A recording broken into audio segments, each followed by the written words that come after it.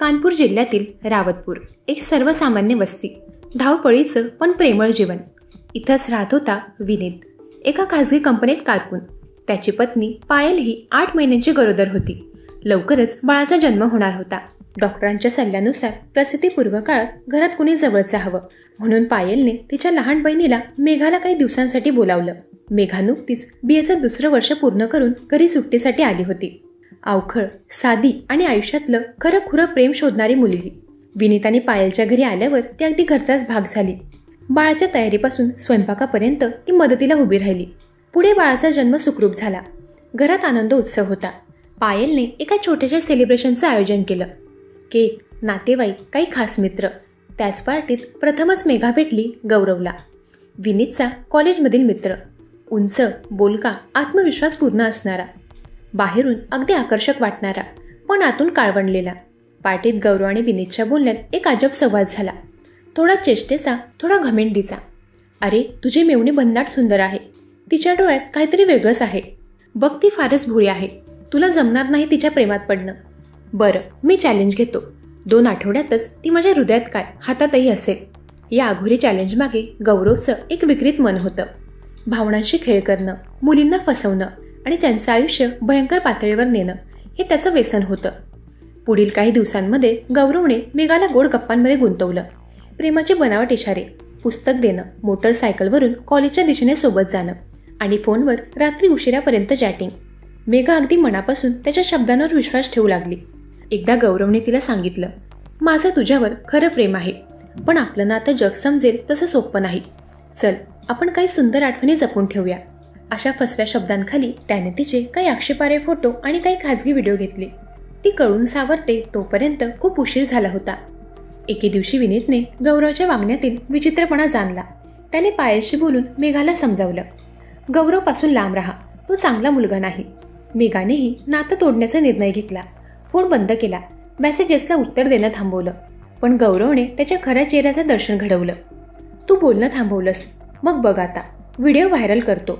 College group, Instagram, तुझ्या घरच्यांपर्यंत. Blackmailing सुरू झाली. दिवसागणिक धमक्यांची तीव्रता वाढू लागली. फक्त एकदा भेट, नाही तर सगळं जग पाहिल. तुझ्या भावी आयुष्याचा चुरा करेन. तूच मला जवळ घेतलंस, आता शिक्षा भोग. मेघा आता दिवसेंदिवस कोलमडत चालली होती. डोळे पाणावले, चेहरा उदास. जेवण थांबलं, बोलणंही बंद झालं. एक रात्री तिने तिच्या मोबाईलमध्ये शेवटची नोंद केली. माझं आयुष्य संपलं. माझं खरं प्रेम, माझी शुद्ध भावना, कोणीतरी चेष्टा केली त्यावर. माझे शब्द, माझं शरीर, सगळं वापरलं गेलं. आता काही उरलं नाही. सकाळी पायलने तिचा दरवाजा ठोठावला, पण प्रतिसाद आला नाही. दरवाजा तोडून आत गेल्यावर मेघा पंख्याला लटकलेली दिसली. घटनेनंतर गावात खळबळ माजली. पोलिसात तक्रार दाखल झाली. पायलने तिला माहीत असलेलं सर्व काही सांगितलं. मेघा तिच्या फोनमध्ये गौरवशी झालेले चॅट्स ठेवत होती. पोलिसांनी फोन तपासल्यावर WhatsApp chat, video clips, blackmailing messages सर्व मिळाले. विशेष म्हणजे मेघाने तिच्या मृत्यूच्या 1 दिवस आधी गौरवला मेसेज पाठवला होता. तू काय करणार आहेस माहीत आहे, पण माझा आत्मभान सुटला आहे. आता जे व्हायचं आहे ते हो. माझा देह नाही, पण माझा दोष नसल्याचा पुरावा सापडेल. तो पुरावा तिच्या फोनमध्ये होता. गौरववर ब्लॅकमेलिंग, अश्लील मजकुराचा प्रसार, आत्महत्येस प्रवृत्त करणं इत्यादी कलमांतर्गत गुन्हा दाखल झाला. समाजात त्याची नाचक्की झाली. प्रेम हा खेळ नाही. एखाद्याचं मन, विश्वास आणि त्याची इज्जत हे फक्त चॅलेंज म्हणून वापरणं ही केवळ विकृती आहे. मेघा गेली, पण तिचा आत्मा सत्याचा उघड करून गेला. ही घटना सोशल मीडिया आणि तरुण पिढीतील फसव्या प्रेमाच्या विकृत स्वरूपाचं भयावह दर्शन घडवते. हे प्रेम नव्हे, ही होती लज्जास्पद सत्तेची झलक. ही घटना प्रेमाच्या नावाखाली उभ्या राहिलेल्या विकृतीची आणि समाजातील स्त्रीविरोधी मानसिकतेची एक जहाल उदाहरण आहे. इथे गौरव या व्यक्तीने चॅलेंज म्हणून एका निष्पाप भोळ्या मुलीच्या भावना खेळण्यासारखा उपयोग केला. हे काही केवळ वैयक्तिक पातळीवर घडलेलं नातं नव्हतं, तर एक संपूर्ण वर्ग दर्शवणारं प्रातिनिधिक चित्र होतं. जेथे पुरुषी अहंकार, मी काय करू शकतो, याचा क्रूर खेळ आणि स्त्रीला वस्तू समजण्याची मानसिकता टिकून आहे. मेघासारख्या अनेक मुली आजही प्रेम, विश्वास आणि संबंध याबाबत मनस्वी आणि समर्पित असतात. पण प्रत्येक वेळेस त्या भावना समजून घेणारा किंवा त्यांचा सन्मान करणारा समोर असतोच असं नाही. म्हणूनच आजच्या काळात प्रत्येक तरुणीने स्वतःच्या हद्दी ठरवणं, नात्यांमध्ये स्पष्टता ठेवणं आणि आंधळा विश्वास टाळणं या गोष्टी आत्मसात करणं अत्यावश्यक आहे.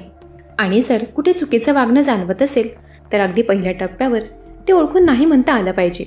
मेघाने आत्महत्या केली तेव्हा सुरुवातीस अनेकांनी विचारलं, तिने फोटो का काढू दिले?